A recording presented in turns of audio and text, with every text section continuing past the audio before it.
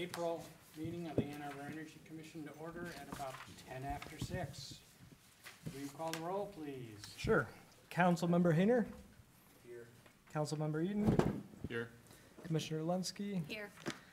Commissioner Mirsky? Here. Commissioner Clevey? Here. Chair Appleyard? Here? Commissioner Levin? Here. Commissioner Colvin Garcia? Here. And Commissioner Zucker. Here.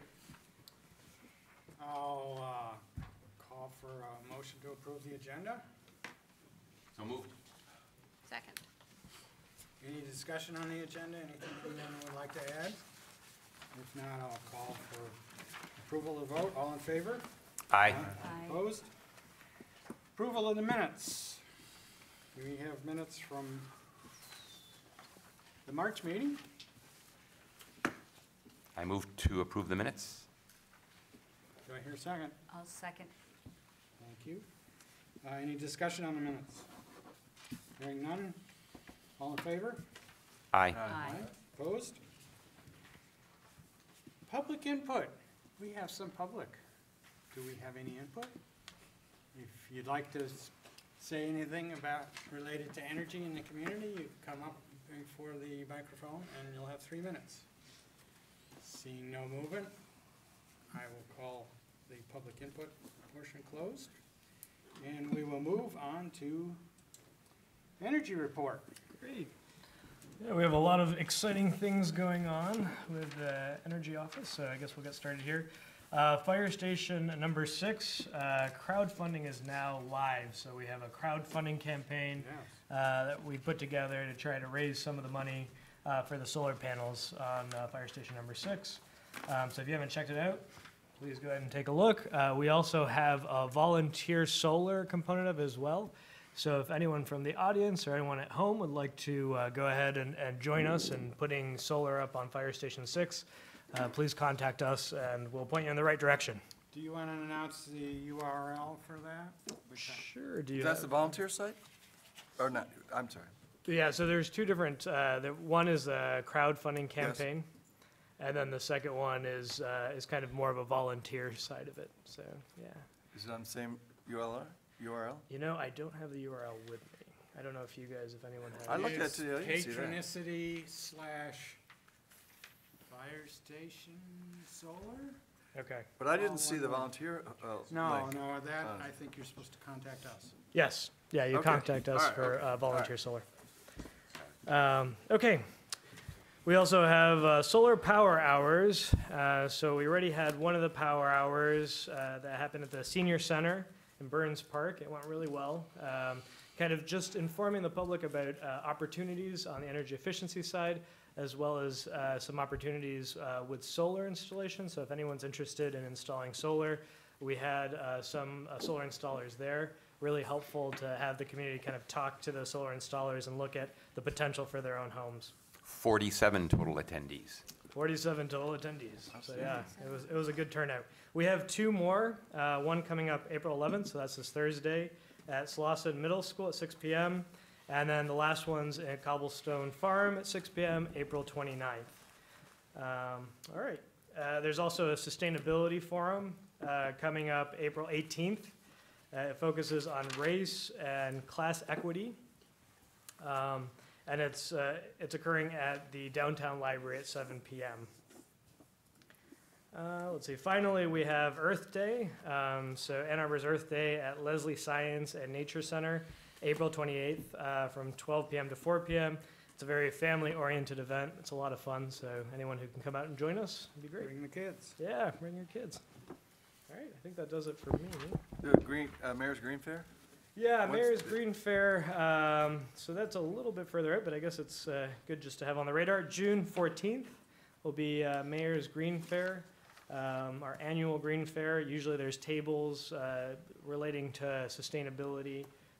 We usually close down Main Street and kind of have walk-through traffic there. So if the public wants to join in that, it's a really fun event. Good. Yes, it is. Additionally, the big news today is that U of M has decided to buy 200,000 megawatt hours of clean, green, renewable energy beginning in 2021 from DTE's My Green Power program. So with that, they claim that they will be meeting their 25% reduction in greenhouse gas emissions by 2025, which is great news from our friends at the U. My understanding, according to what Schlissel said this afternoon, is that they'll actually meet the 25% target by 2025 with the signing of the contract. He may have misspoken, but that's what he said less than an hour ago. Any other energy news people Well, would we like should to? thank our friends at DTE also, not just our friends at University of Michigan. Well, absolutely. Thank you.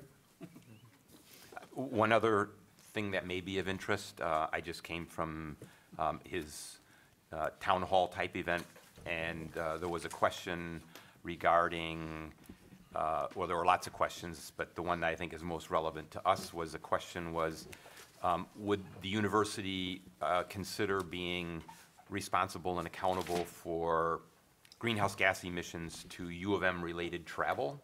So it would be Scope 3 travel, related to commutes, related to U of M paid travel, like flights, visits to hospitals and things like that. The question was framed, would they be, is it the responsibility of the individual, the city of Ann Arbor, or U of M, or potentially all three?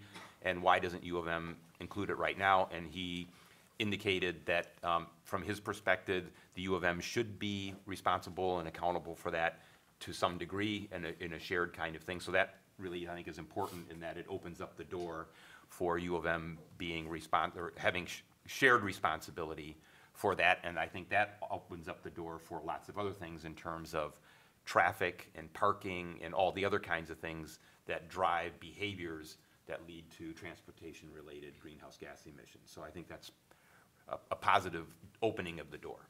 Do you know, excuse me, does U of M buy carriage gas, Carriage gas. their own gas, or do they get, when they, do they get from DTE? They have their own gas. They do. Yes? Well, natural gas? Yeah, Natural gas they buy That's from DTE. Yeah. it does. So if they asked for gas that was, where the wellheads were monitored, would that have some sway on things? I think what you're getting at is could DTE offer a program similar to My Green Power on the Right. gas side, which Yes. would be to say, an option to be buying something that you knew to be certified or monitored or some other way to be cleaner. Not leak at the wellhead. Less fugitive gases. Right, I mean, the Right. vast majority of the Right. impact in the natural gas value chain is in that, at the wellhead stage. That's an interesting question. I don't personally know whether that's been explored. As I was, telling Commissioner Clevey before the meeting, DTE does have a, sustainability program we're working on for natural gas, looking at the supply chain and what we can do with our, the suppliers that we're purchasing gas from to encourage, the, best available controls at the wellhead and so forth to reduce emissions. So that question did come up also, and Schlissel indicated that that would be something that he would look for guidance from the Carbon Neutrality Commission, but he felt that that was something that the university would consider doing. And he said the idea is that with his commitment, that is not just focused on the university, but also the region, is that if U of M procurement practices drove better practices in industry in terms of fugitive methane, then he would see that as a good thing. So I'm guessing that the university will pursue some type of, and that came in conjunction with the central power plant, which is going to be driven by natural gas. So there was a lot of questioning related to that at the student forum. Good. The other question, basically, maybe one last thing, is he was questioned several times on divestment and made it pretty clear that the university is not going to divest. That's too bad. Really? Yeah. We have a pretty active program. I own some wells myself, so we're in the process, if they're not viable wells, they're being permanently capped. That's a means of assuring we don't have methane leak. You also have to understand, when we find natural gas, there's a tremendous amount of CO2 that's captured too at the same time. So it's a pretty dynamic problem to avoid all greenhouse gas.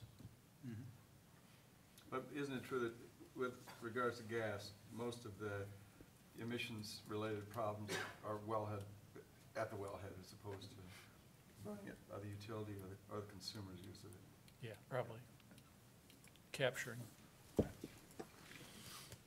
Other energy news? If not, we will move on to a resolution that we have before us called the I have one Dark. thing. There's one thing. Sure. Yeah, on April 17th in Lansing, there's an electric vehicle ride-and drive. It's a pretty big one. The Greater Lansing Area Clean Cities Coalition is hosting it along with some other organizations, and of particular interest, maybe not everyone will be interested, there'll be an electric school bus there. One of the models, one of the kinds that are being purchased through the statewide consortium of schools that are paying, it's being paid for through the VW settlement funds. And then also, there's going to be a Tesla motorhome prototype there for folks who would be curious enough to see what that is. It's on April 17th from 9 a.m. to 1 p.m. at the Michigan Agency for Energy office. Great, thank you. I've never driven a school bus. Will they let me drive it? I wonder. No, I don't have the license for it. Moving right along, the dark money resolution.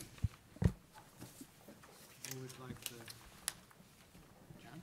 I guess we've discussed this before. I would move that the resolution be considered and look for a second and then discussion. I frankly don't have anything else to add. Okay. Do I hear a second? I second. Discussion. Don't we need a second to have discussion? You- Jay, Yeah, second. Jay. Oh, Jay. Yeah. Okay. No discussion? We've discussed it before. Oh, Sure, I guess I will join in the discussion here, or launch the discussion. So, I missed the last couple of meetings, so I was not here for those discussions. I, quite frankly, wasn't planning to engage that deeply on this resolution. My general perspective about where we can have the most impact as a commission is to work on things that are really at the municipal level and within the control of the city of Ann Arbor, you know, to make the best use of our time. And here I see our sort of humble little energy commission advising city council to advise the state to do something that, I'm no lawyer, but my gut feel is might be constitutionally questionable in our post-Citizens United world. So I guess my reaction to this is it seems like quite a symbolic resolution. Not to say that there's anything necessarily wrong with that. I've voted for plenty of other symbolic resolutions here, and I know that, you know, those can be powerful when coupled with many voices together. But I guess my reaction, knowing, or at least feeling personally, that this is largely symbolic, is that our choice of words really matters when that's what we're going for. And that's where I struggled the most with this resolution. It really read to me as less about transparency and about the positive what we were asking for. And some of the adjectives in here, I just felt like this was really a resolution that was trying to make a point about vilifying an industry. And, I guess I'll just say that is particularly concerning to me, given that we're sitting here having a lot of conversations about how we need to partner effectively with the utility industry. And so I just brought, I mocked up for consideration, not expecting it to be a change in the approach or what's voted on tonight, but as something maybe food for thought to reflect on the language that we use in these things, an alternative version to this resolution. I'll read that now. So, whereas contributions by state utilities to political issue advocacy, or so-called dark money 501c4 or 527 organizations, have recently come to light following a settlement between the Michigan Public Service Commission and one of the state's largest utilities. Whereas these contributions allow utilities and other companies to advocate about issues of significance to their customers and communities with limited or no transparency. Whereas utilities products are fundamental to the health, safety, and welfare of communities and are among the largest contributors to greenhouse gas emissions, with electricity generation contributing 28% of all U.S. GHG emissions. Whereas the unique nature and impacts of the utility industry are already recognized by national and state law, as reflected in the fact that the industry is regulated, requiring greater transparency and disclosure of financials and other activities than most industries. Whereas transparency about the advocacy positions of companies in this unique position is key to the ability of the state to effectively regulate and the citizens to themselves advocate for policies in their best interests. Resolve the Ann Arbor Energy Commission, so forth, right? You could have the same resolution. So, as I say. There's two resolves. Do you want both of them? I'm not proposing this as an alternative. I'm really putting this out there for food for thought, right? It's a different set of whereas that I hope, we didn't read for the public audience what the prior one was, but for those who have the language in front of them, I just put it out there for you to consider and understand, like, just how different sounding those are in the tone and what kind of symbolism or message it sends, while essentially accomplishing the same result. So I just leave that Thank there you as for food doing for that. thought. So I'd like to, in the discussion, propose an alternative resolution. It essentially takes Shoshona's resolution and adds the last resolved. Resolve the Honor Commission requests City Council to support enactment of legislation at all levels, take a strong stance to support full transparency, requiring full disclosure and political and lobbying contributions, and leave it at that, and replace this with Shoshona's, because I do believe that the dark money thing is worth doing it. The context of the recent case gives us a reason to weigh into this, and we're asking the legislature to do essentially what they're asking here, which is do something. I have a question for clarification. Are you requesting that the first resolve clause be I'm saying that canceled? Everything in this be eliminated except the last resolved, and it all be replaced with what Commissioner Linsky just read. So just if we're commenting back and forth, I don't have a problem from at least having listened to your restatement of it. I do feel, though, that the first resolved makes sense in the context of a whole bunch of whereas statements that only address EIOUs. And what we're doing is putting that with the second resolved in a broader context, saying that we are for transparency and disclosure broadly. So I think if we're going to have a bunch of whereas clauses related to EIOUs, that it makes sense that we have the first resolve clause. But I have no accept that as a problem. Friendly's amendment. Yeah. Then the two resolves would go in, the rest of it would be eliminated and replaced with Commissioner Linsky's language. Councilman Eaton? So Councilmember Hayner and I, Councilmember Hayner and I are also on the Policy Agenda Committee, and that's the council's committee that drafts our legislative agenda. And perhaps whichever of these two you adopt, the resolve clause should address that committee, to add it to their, we have a laundry list of things that, and this informs our lobbyists and our legislators as to what is important to us in Lansing. And so if we resolve to ask that committee to add this concern to their list of policy agenda items. So is the last resolve, the Energy Commission requests that the what, city council policy? Probably have to go on Is it an and statement or an striking city council and replacing it with? Right. I would replace. Replace. Okay. Because we're currently working on our list of things, and if that committee adds it. The whole list goes to council, and council approves the whole list. And there typically isn't any quibbling at that point in time. I just think that functionally, this will be the more efficient way to do it.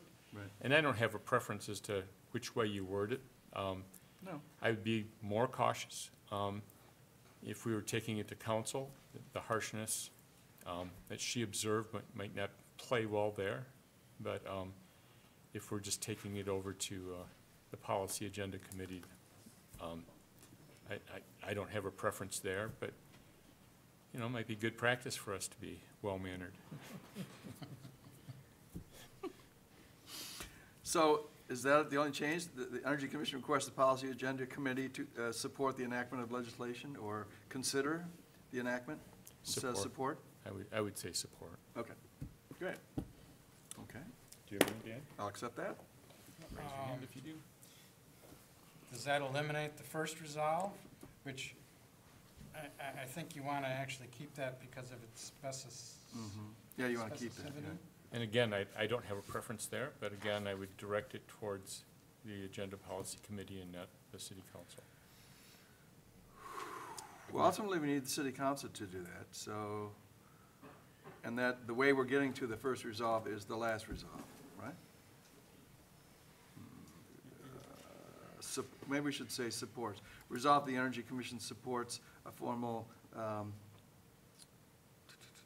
me see. It's just, I think, city council is replaced in both clauses Yeah, by right. the policy Yeah, agenda okay, committee. yeah, okay. I think that's what it That's is. a simple way. So I have a general comment, and that is, my preference would be not to vote on something that we've only heard, but that we have a chance to read, and postpone any action on the proposed alternative language until our next meeting. But I'm perfectly comfortable with the alternative language too. So then I'll warn you that if we don't pass this before the next policy agenda meeting, I'll still bring it forward. I can do that. That's a warning? But, you know, huh? I think you said that was a warning? No, No, I just mean, yeah. in the interim, Yeah, it no, might that just makes sense. happen without formal action here. But we're not required to wait for another month because we're dealing with this resolution, which has already been out there. All we're doing is modifying it. So we could vote tonight. Based on what we've heard. Yes. Okay. So you feel comfortable not having read it? We can have it read again. Where's the clerk when you need her? Where's the clerk when you need her to share the doc? Other comments, questions that? Having read this one and then listened to that one, I must say this, I think that this second version, but I would like to read it in front of me, of course. It just sounded more like something that city council would be amenable to. I understand the concerns about the language. It's the first thing I felt when I read this one, and because it, well, just for the reasons that you said, it just seems, I don't know, it's the right thing, it's the right emotion around the issue, but it just. Maybe counterproductive. Yeah, possibly, yeah, just something about it, but I think it's absolutely something that we should consider, and these 527s are affecting policy at all levels and on all different matters. It really is a danger to our democracy, so I definitely support that, and I think council will too. But I'd love to see what you brought in writing, because it sounded better somehow. So I have a motion on the floor, no second, right? Procedurally here, how do it's John's motion. And I've offered a A friendly You- amendment. you- friendly amendment Okay, that includes 2 additional friendly amendments on the policy. so we have to start with, So I think the point of order that was in front of us was whether or not we should have it postpone. in front of us before we vote on it. Yes. We could adjourn for 3 minutes and take that to a copy machine. Mr. Chair? I have access to a printer if you want One to, right down the hall, right? if you want to email me a copy of that. I can do that. Or can you just make copies? You have a hard copy, don't you? I have some other notes on there. I so have, let me, I have access to a printer, but not a copier. Ah, okay. Wayne, maybe it's best if we move on and. Yeah, let's move on. Yeah, come I back. I was just gonna recommend that. Yep. That we'll come back to this one. So then I And would move move on. that, I would move that we table this until Yes. Right. I come back. Second, Second? third, fourth? All in favor? Aye. Aye. Opposed? It's tabled for the moment. Moving on Do you to have my email address? committee updates. Yeah, so, as we talked about a little bit last meeting, we've gone ahead and included solar access ordinance, which takes the place of the 100% clean and renewables subcommittee. The 100% clean and renewables subcommittee is still ongoing, but it's now, working groups. And I can do a quick update on the working groups, if you guys think that'd be helpful. Sure. We are currently, I'm working with Chuck to look at hydroelectric dams, Larry Kerber as far as peak shaving, and some of the solar side of things. And so we're moving forward with those things. We're also currently looking at some larger projects as far as the potential for solar on a whole bunch of our different buildings, municipal buildings. Great. Larry's helping me vet some of that. And then looking for some efficiencies, just basically using systems that we already have, using them on site, like, for example, our landfill gas system. So all of those things are currently in the works. I have a quick question. Sure. Are those all meeting on an ad hoc basis? Is that the Yeah, intent? Okay. yeah, so per work sessions, basically it's kind of, if a commissioner is interested in being involved on a certain project, we work on it kind of on an individual basis based off the timing that we feel is appropriate. My only request in that regard is that those working groups define some kind of time-bound targets of saying, we would like to have, I'm just gonna make up one as an example. We'd like to have an evaluation of all city properties, or these city properties evaluated for solar, on whatever basis by date X. Not that, we implement it by a certain date, but at least the evaluations and a internal proposal looking at the technical and financial feasibility would be complete by some date. And we just don't say, well, we're meeting on an ad hoc basis, and, 2030 or 20 whatever, we don't know when we're gonna be done. Sure. Yeah, a lot of the things that we'll be working on with these working sessions will come back to the Energy Commission Yeah. in one way or another. So, Yep. yeah, I mean, the end product will always be, it's more to allow some flexibility Sure. as projects come out. And to that timeline, we should note that we're currently trying to schedule adding photovoltaics to fire station number 6 Yes. before the end of May. Yes, that's another piece of it.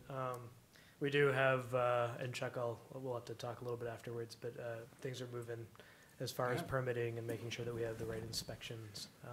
Good. So, What about the RFP for the third-party funder? so we have explored different parties who'd be interested in doing a PPA model. And, I had some preliminary conversations with a few local as well as national groups, I guess, Right. who would be able to provide that component of it. We did talk a little bit more in depth with Chart House as far as what they did in Ypsilanti. Right. And who their providers were and how they go through that. So it is currently in the So are you works. going to do an RFP, or is this, We're gonna try to do a PPA as part of the. no, but are you gonna do an RFP first and then is that, would PPA be part of it? Yeah, I mean, the process People are is. gonna submit bids, you're gonna. Yeah, basically, there'll be a fair process. Not to sole make sure source. that to make sure that we're. And is there time to get that done before? Yeah. Installation yep, date? I had many conversations this last week and we're still running at it. Okay, cool. As far as the solar access ordinance, Chuck, do you want to talk a little bit towards that?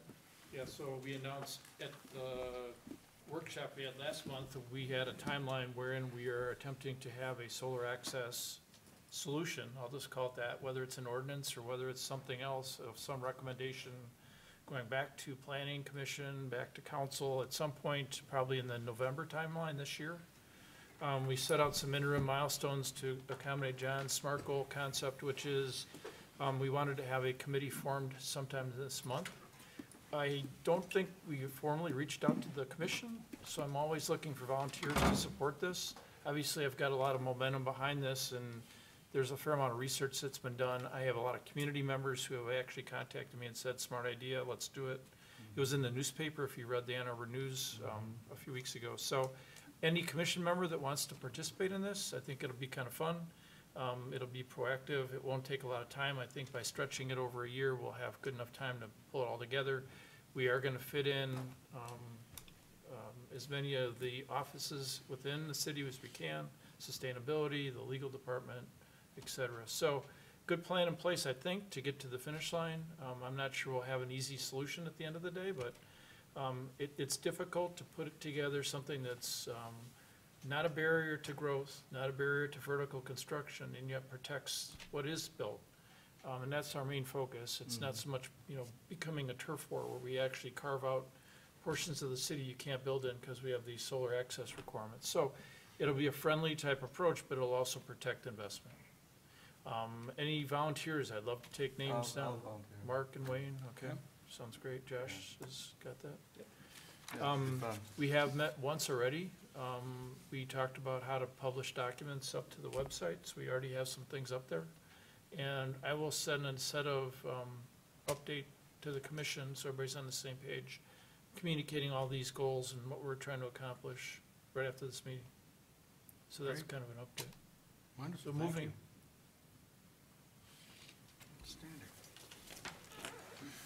Outstanding. Lighting ordinance. I've been at meetings all day yesterday and today, so I haven't kept up with all of my email, but the intention was to provide a final draft of the lighting ordinance to planning, to Brett, what's his last name? Leonard, yep, Leonard, by yesterday. So over the weekend, there was an email that was the intent, and I presume that actually happened. So there is a final draft, and it's with planning and was going to be provided also to the Design Review Board that saw an earlier draft, as well as the Historic Commission that also was presented an earlier draft. And the hope is that that would clear planning and then could potentially come back here through both commissions to go to council in the next, let's say, 1 to 2 months. Question. Yes. How are existing lights affected under the ordinance? Does it all deal with new stuff, or is it existing stuff too? It's new and major renovations, and there's a clause in there that has to be discussed with planning, and whether it's even possible that after a certain period of time, existing lighting has to be brought up to the new ordinance level. So I think it was within 10 years, but there was some question from planning whether that even could be included in the UDC, where there's an amortization, I think they called it, clause. So I don't know how that's going to be determined in the end by planning. So apparently someone from the Dark Sky group got to somebody at the county level, and so they're considering an ordinance, and come to find out that the lights in front of their building are owned by the city. So The lights in front the of, county building. are owned by the Owned by city. the city. Yeah. So my question is, how would that, they'd be in the clause that says sometime in the next 10 years we'll fix that? What if they want to fix quicker? So the lighting ordinance, I think I mentioned here before, does not deal with the public right-of-way. Okay. So street lighting and pedestrian crossing lighting and things like that, that's in the public right-of-way, that's governed by the so-called Orange Book. And the intent is once the lighting ordinance related to private property wouldn't apply, by the way, to U of M either. U of M is not fall under city ordinances. That once that was, let's say, well-received and went through, then we would proceed to look at the Orange Book and modifying it as relates to street lighting. Okay. So we didn't want to bite off both if there was not an appetite and an agreement that we would be regulating these kinds of things, and if there was, and council accepted that, then we would go and look at Orange Book together with the city on how that lighting should be addressed. Okay. I think that answered I'll your relay question, right? this. Okay, good. Great. So Yes. John, I walked in as you were speaking. Yeah, that's fine. Tell me that timeline again. How long before it might be an ordinance?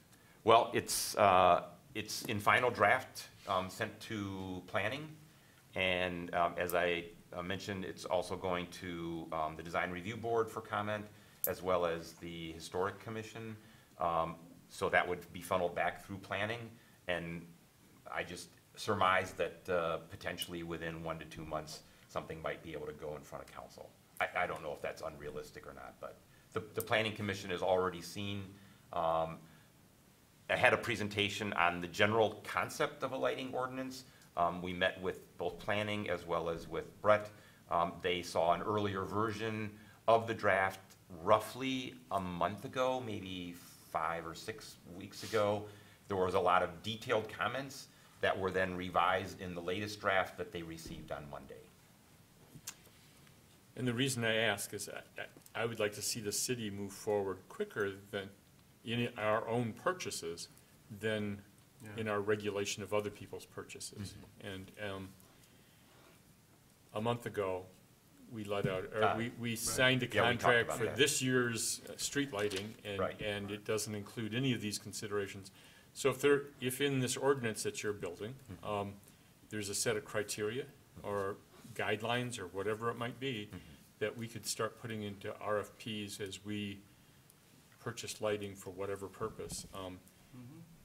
I wouldn't mind sending a resolution out of this commission to city council in hopes that they would adopt some standards for staff to use in our purchases. So I can take that back to the working group, because essentially our work is done with, other than just some minor iterations presumably that we might have with planning. And since we're done with this, and there seems to be an appetite for having rules related to lighting, not only on public, but also better practices for our own city lighting and in the public right away, that we maybe then could immediately start to take up those regulations in the Orange Book. I think that's what you're, Yes, what you're because requesting. in fact, council is always considering improved lighting Yes, as an aspect of pedestrian and other forms Right. of safety. right. And if we're gonna spend all of this money in the short term, then we really should be addressing these other considerations. Yep, and we met with Kathy specifically maybe 2.5 months ago. And of course, her primary interest is in the public right-of-way and crossings, although glare and light trespass on public property also affects pedestrian crossings and things like that. So if someone has a bright light on a porch or something on a light post that's very close to pedestrian crossing, that glare or that light trespass could also affect the public right-of-way and any kind of crossings or traffic that's on those streets. So we did talk about that with her, but yeah, I agree. And probably the biggest impact in terms of safety and things like that is in the lighting in the public right-of-way. So Councilmember Griswold and I attended a Sierra Club presentation on dark skies. Yeah, where Sally Oy presented, yes. Yes. Yep, And and she's on the working group, by the way. yeah, and Councilmember Griswold is a strong supporter of all of those concepts. And Yes, so, right. And she expressed that when she met with us.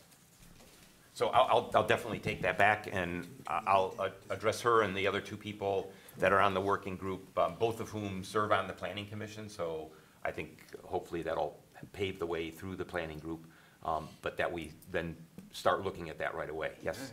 Commissioner Holcomb. Yeah, just a real quick one, John. Can this commission receive a copy of this in advance while it's still not for? A copy was supposed to be sent to you. Have you received it yet? I could go ahead and distribute it to the group if that's. Yeah, you could. That's the Great. current We're gonna draft. do that. Yep. Cool. Thank you. Councilman Hayner. Is it necessary to have a formal resolution for this to make it to our administration and when they're considering very near-term purchasing? Can't we just take that and pass it on to Howard and say, hey, please keep this in mind? Is that inappropriate, or?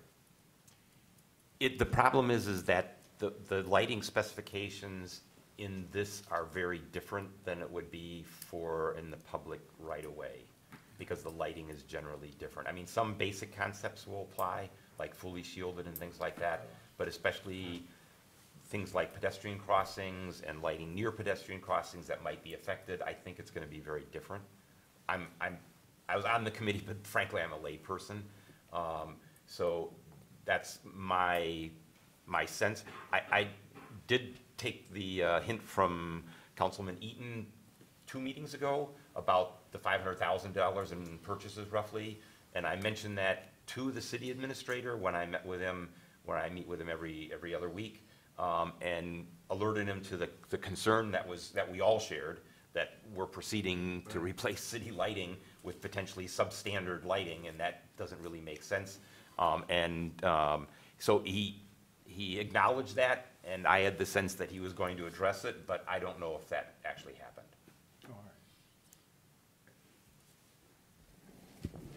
So if I have the criteria that we want to apply, I can walk in and ask City Administrator Lazarus if he needs a resolution from council. If he needs one, we will do that.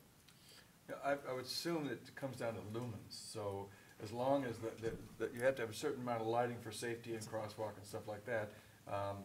Dark sky, you're just talking about not wasting that lumens by going up. So the shielding and things like that, to could adhere to the principles of the dark sky and modify accordingly. Probably have to put a brighter light in, maybe, or a reflector. So in the $500,000 purchase that we just made a couple meetings ago, in fact, all of the equipment was wrong, and so. Absolutely. It would go all the way back to when we let out the request for bids, when we specified what we were looking for. Right. And so. So I have a question, if I may. Then why didn't council simply vote it down and say, let's take this up?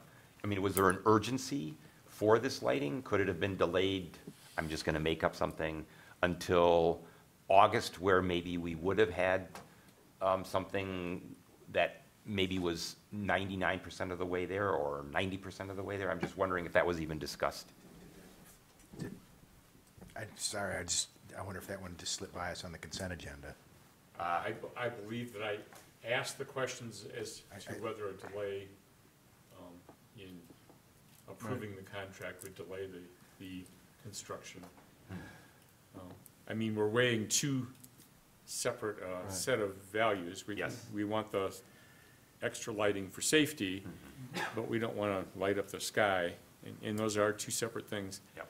And I actually don't recall whether I asked that question at the meeting or elsewhere, but it seemed to me that someone indicated to me that a delay would just put it off for the So it was tied to some other street construction or something like that, apparently. Well, it was that it wouldn't happen this construction season if we went back and rebid the contract with the specifications that would meet the dark skies criteria. Yeah. So, Okay. Jack, I'm sure the contract has a modification clause built into it. It might be worth exploring if some of this could be done with dark sky. They were responding to a bid. You didn't ask them for dark sky stuff, but they may be perfectly suited to doing I'm dark starting to sky. recall the conversation because I remember looking through the drawings now, and a lot of it was the work on the ring posts, the base, the post work that. Well, post won't change.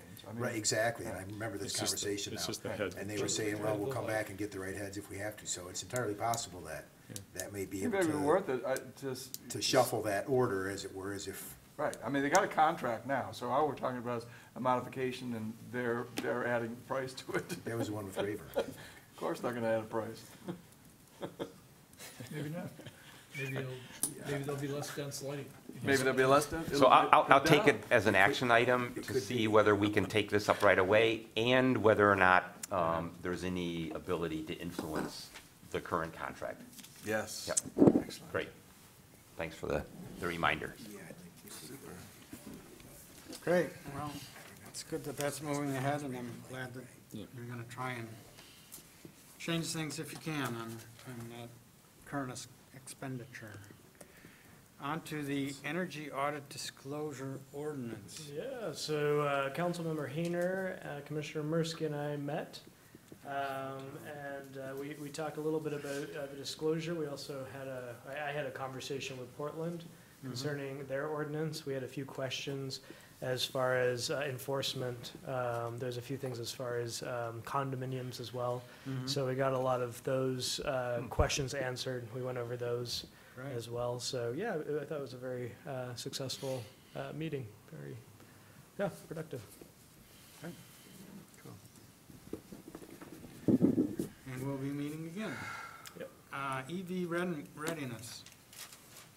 Jay, Carlene, do you guys want to cover anything that you guys did last time?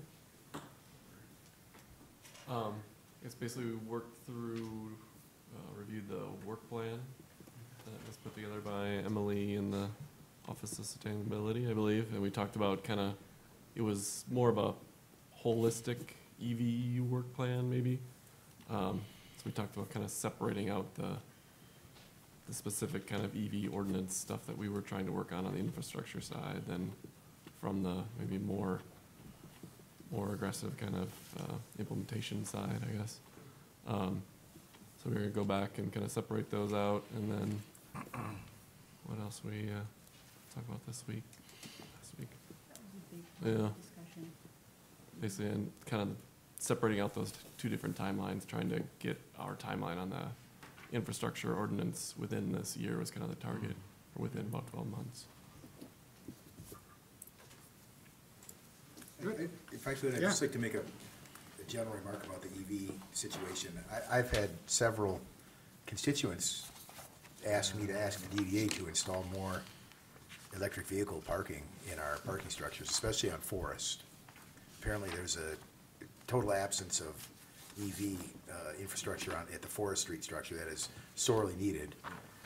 People are parking at Maynard Thompson and walking, across the diag essentially to their offices and things. So they can take advantage of the EV parking here, and so it seems like that need has already been, or what we've given has already been, is fully being used, and we could use more, is what I'm hearing from constituents. So I'm not sure how we move that forward, but I'm all for it if we're starting to see people's behavior and they like parking close, whatever the deal is, they want it and they need it, so. Right. I think that's positive news, but I'm not sure if we need to do anything here on energy to encourage DDA to get with that, but there's some talk of it. I don't know if you recall exactly, but. I'm not sure where they sit as far as how maxed out their service is on some of them, because I know that was the big limiting factor in some of the parking garages, were how much power they had to the facility, how big their transformers were, and so they were, I think that they were getting pretty close to being limited on that.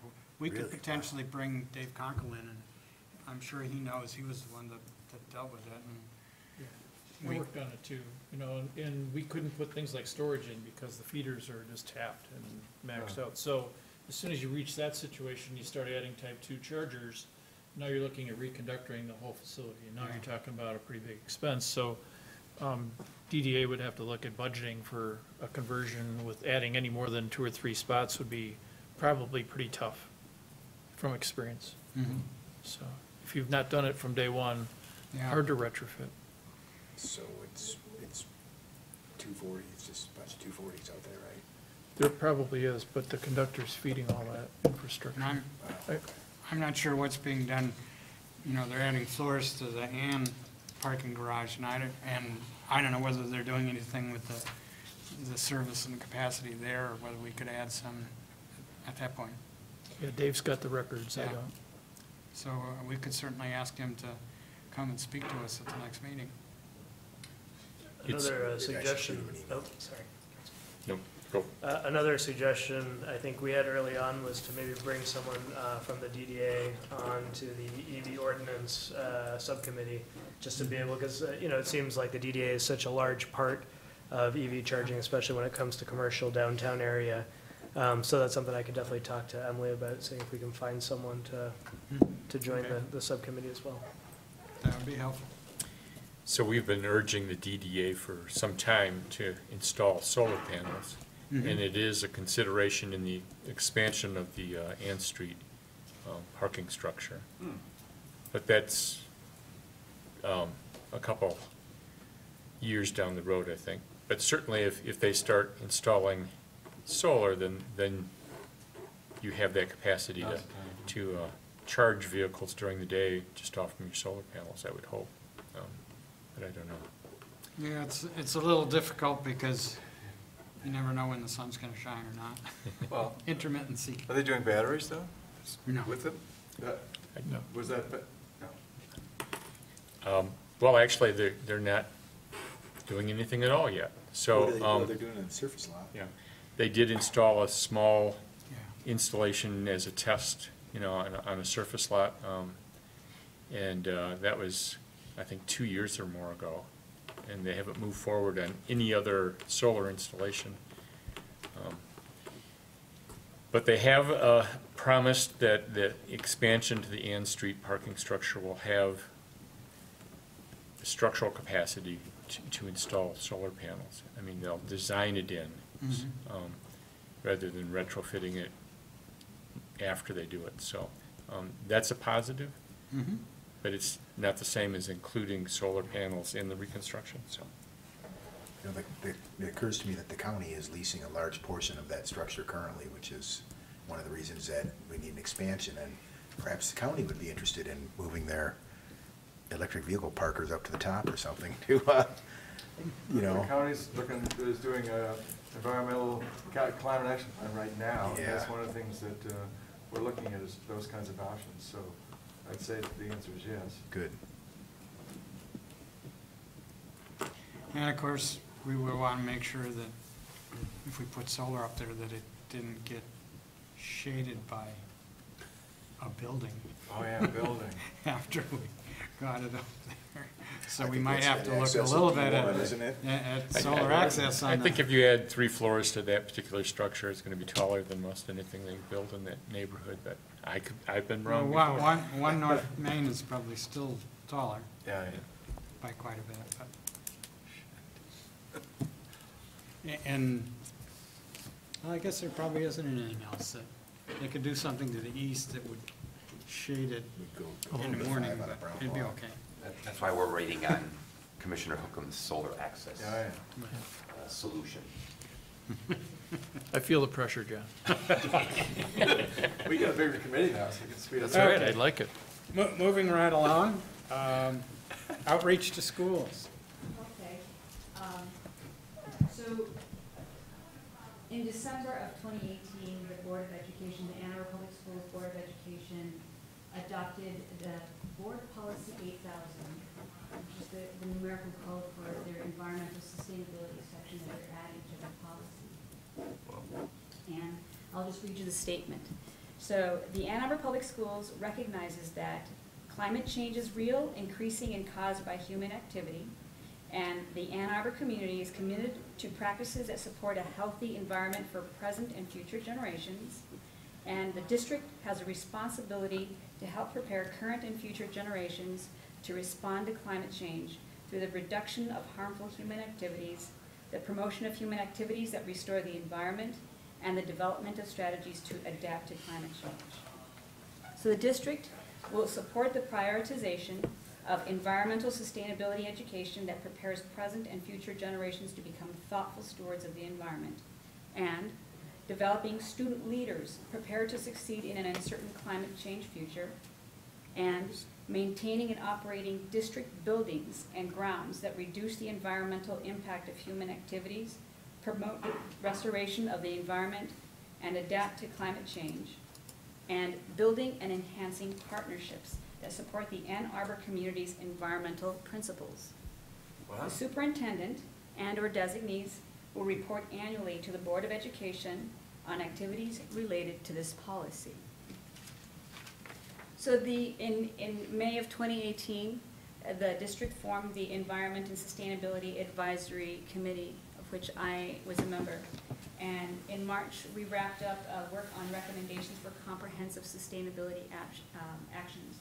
So these recommendations are broken into like short-term, medium-term, and long-term priorities and are based on the 4 different categories that the district prioritized in its commitment, which are environmental sustainability education, student leaders, district buildings and grounds, and partnerships. So the recommendations that we created over the last year will be presented to the Ann Arbor Public School Board of Education in an upcoming meeting. And so it's really great news. On another topic, the update on the solar power project at the Ann Arbor Steam at Northside School. The Ann Arbor Steam project has reached the $10,000 mark in its donations and grants. And in order to meet the June 30th deadline for spending some of the grant funds, the school district will put out bids for a $10,000 expandable array to be built on the gym roof. I'm meeting this week with Jason Bing out at the site to go over the exact location on the roof where that's going to be. So students will be able to access data on the performance of the system, and then on the gym roof, there'll be plenty of room for more generation capacity as additional funds become available. That's my update. Great, wonderful news. I'm glad the school system is moving ahead on some stuff. It's wonderful. I have a question. Has the school system allocated any resources towards the ends of, that are defined in this new language? I forget what you called it, whether it's a clause or a paragraph, or what would you call it again? 8,000 The board, it's board policy. policy. Yeah, yeah. So it's setting these policies, but apparently yet there's no specific metrics or targets or resources defined. Is that correct? Not yet. Not yet, okay. And the intention is to do all of the above? Yes. Okay, great. I have a question. So I guess it's more of a statement. Would it be helpful if this commission were to acknowledge and commend the board for this board policy 8,000, and I mean, we could do that ourselves, and we could also suggest the city commission might want to do the same thing. I mean, it's laudable, and the fact that you do have a system in place to add smart goals and smart things to it, I think is really excellent. Would that be helpful? I think it would be very welcome, absolutely. You know, if you were to put forth that kind of a resolution, I would be happy to second it. Okay. I can take that on if that's something that the commission would like me to do. Hey, you want to do it now? Yeah, Yeah? I'll work on it, absolutely. I've never written a resolution before, so I'll have a lot of fun doing it. I'm very excited just thinking about it. Okay. Good. All right, then, next time then. Okay, Okay, all excellent. right. I think it's just, this commission recognizes it and acknowledges and commends the school board for their board policy 8,000 and subsequent work, and we can do that, and we can do a second one to the city commission saying that we think they should commend and acknowledge as well. Okay. Okay? The city commission, I'm sorry. You mean city council? City council. Oh, city council, okay, yeah. So you did the resolution, we adopt it, and then we'll do a second one. Say we should pass it on to Jack and let him bring that forward. Yeah. Or Jay, yeah. Okay, great. Right. Report from the Environmental Commission. So I do have a little bit of housekeeping before we go on. So we do have to vote John back in as the liaison. Assuming that, John, you still want to be the liaison for the Environmental Commission? That's up to you. I'm willing to serve as the liaison, yes. Okay. We have a motion? Yeah. Yes. I motion that John Mirsky be appointed as our representative to the Environmental Commission. I'll second that. Any discussion? Do I need to leave the room? You can't vote. You can't vote, man. All in favor? Aye. Opposed? Passes unanimous. All right. And now, as the renewed liaison. Proper order. So the primary work of the Environmental Commission has been to I think I mentioned the last time, we're breaking up into 3, I think they're working groups. I think they're not subcommittees. One on natural features, one on water issues, both watershed as well as clean water, and the other is on solid waste. Each one of those, so that was 2 meetings back. Each one of those groups came back and defined specific goals for the coming year in terms of what they wanted to accomplish. In some cases, it's basically defining certain types of policies or recommendations and things like that. Establishing metrics where there are no metrics. For example, natural features really doesn't have metrics other than tree cover, which is really not necessarily the best metric. So those goals were all presented to the Environmental Commission and accepted. To be honest with you, I don't have them in front of me, and I can't recite them by memory. And if I recall correctly, those, I think, went to council in the last meeting in consent agenda, and I think were approved, if I'm not mistaken. So that was the first meeting. If it was in the consent agenda, yes, we approved it. Yeah, but it was nothing controversial. We didn't slip anything in. I don't recall it being there, though. No, it wasn't. Okay, maybe I'm mistaken. Or maybe it's on the next meeting, because I did look at two city agendas, council meeting recently, and I can't, to be honest with you now, recall whether it was on the upcoming one or the one that was. I have the April 1st one here, and it's not there. It's not that one, so it must be the one that's upcoming. thought we had the bylaws on April 1st. Didn't that come before us?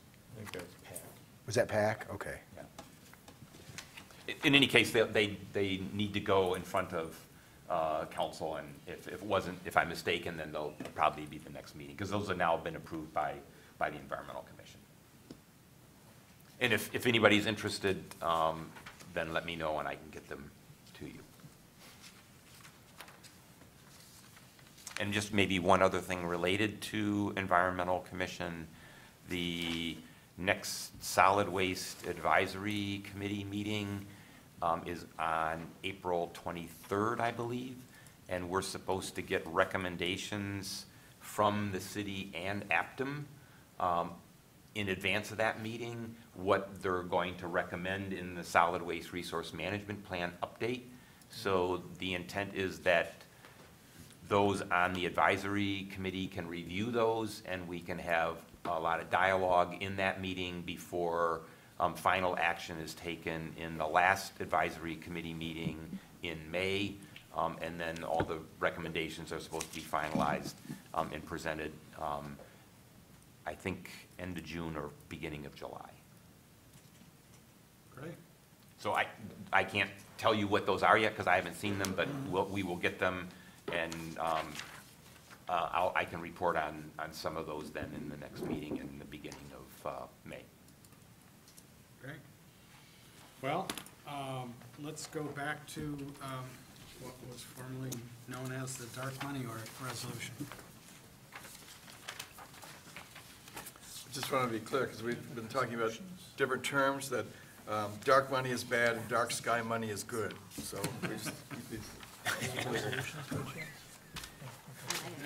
All right. Take a minute to read it.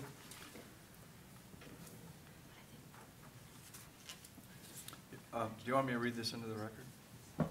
She did Sure. already.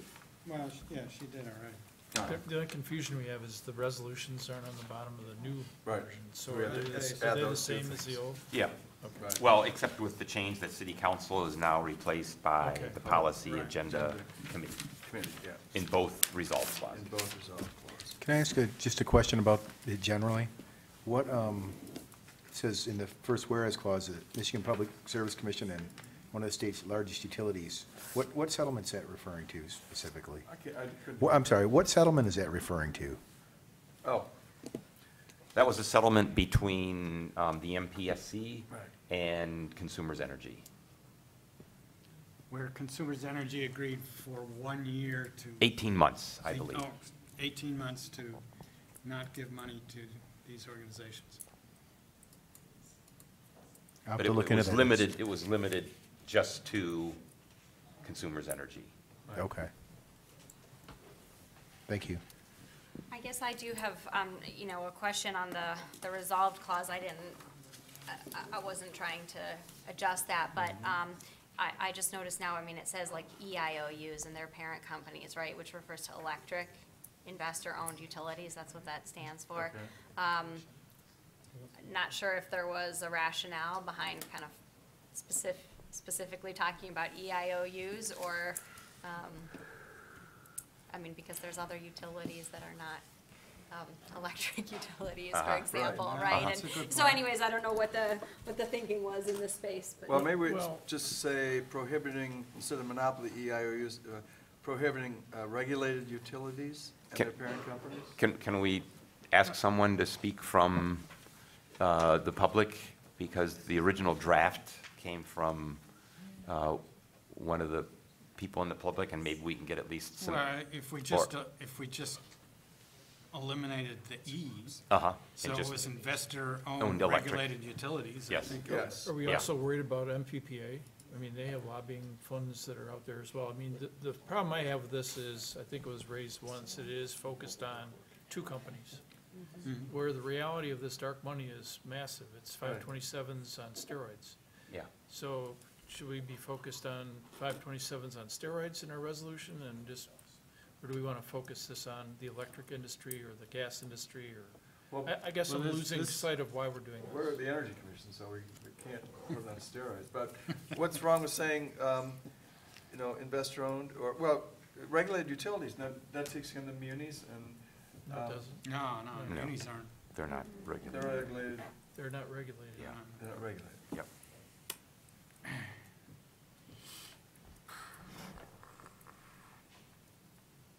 Well, but the it's related to the MPSC, and the Right. MPSC actually only deals with IOUs. Yeah, then we got a problem because we have our elected officials in this first resolve. The MPSC's not elected, they're Right. appointed. At least the commissioners are, and the staff's just hired, so they're not really, they're not elected. Well, Well, what our- this is directed at legislation Okay. that would be passed by elected officials Okay. that would then guide the MPSC. Right, the MPSC can't engage in this without a rate hearing, right, rate case, or Well, some kind of action. or a settlement agreement or Settlement, whatever, right, but yeah, it's more complicated. Yeah, no, I know. If we struck the first resolved and just kept the second, wouldn't it encompass everything that's already in the first? Well, that's what I thought initially. I think the second clause is too vague, though.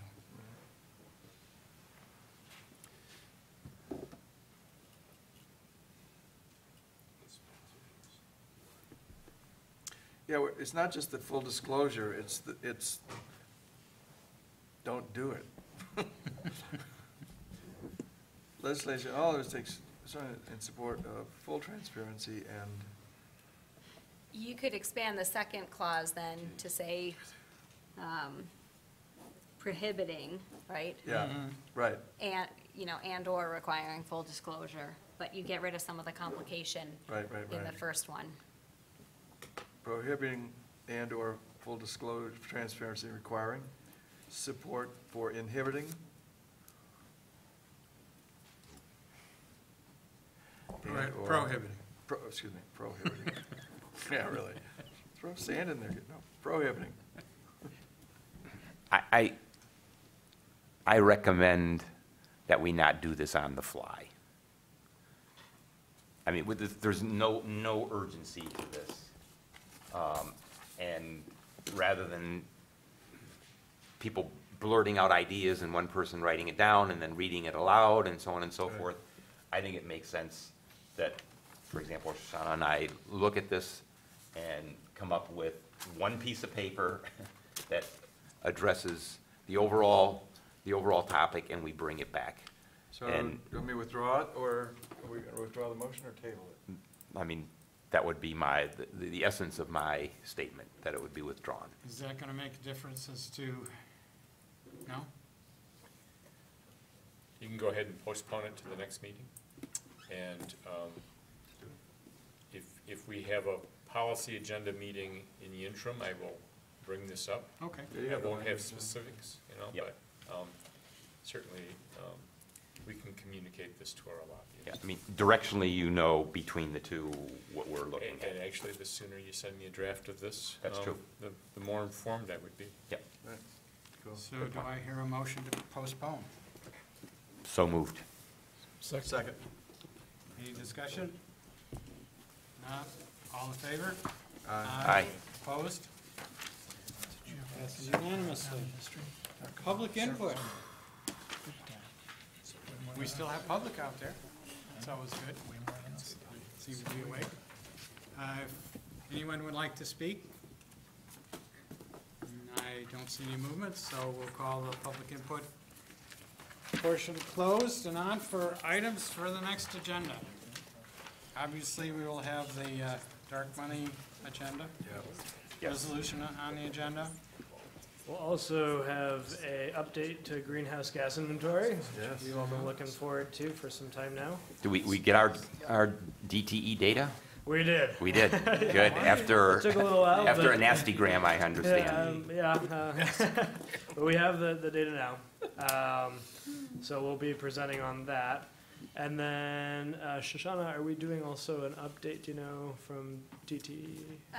Still on the agenda, yeah, unless, Okay. Okay, unless great. something has changed on this end, yep. Wonderful. Okay, great, Thank Be you. on the energy efficiency, residential energy efficiency programs. Okay. great. Okay. Yeah, Yeah, that's that'll be super good to helpful. see. Anything else? I just wanted to float something out there briefly, if I may. I had a couple constituents pitch an idea to me that I wanted to share with the Energy Commission. And stop me if I've said this to some of you before, but if you may recall the bookmobile that used to go around and bring books to people. Well, this idea was a bulbmobile that goes around and it replaces people's energy hogging bulbs with high efficient LEDs.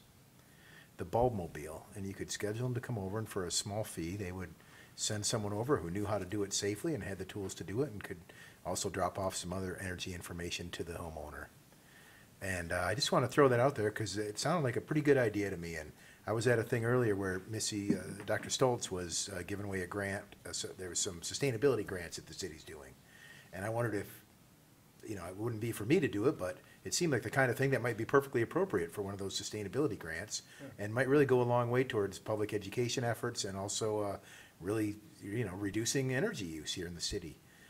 So I told him I'd say the words bulbmobile, and I kind of like it. I don't know how to move it forward, but it just seemed like an interesting idea to me, and I wanted to share it and see if anybody had any input on something like that. Well, the DTE does do free in-house visits where they actually give you a certain number of bulbs. that are I recall LEDs. they used to have the kit, and it would have the shower head and the pipe tape and They the still do that. CFLs and all that, but now it's That's LEDs, I what we're imagine. gonna get a report on at next meeting. Yep, Yeah. Oh, okay. Yeah. So it- it's timely. It might be a good item for the agenda for next time after we hear what DT's programs are. We've had conversations in the past here about how do we think about the city's programs, building on but not replicating what's already offered by DTE. Yeah.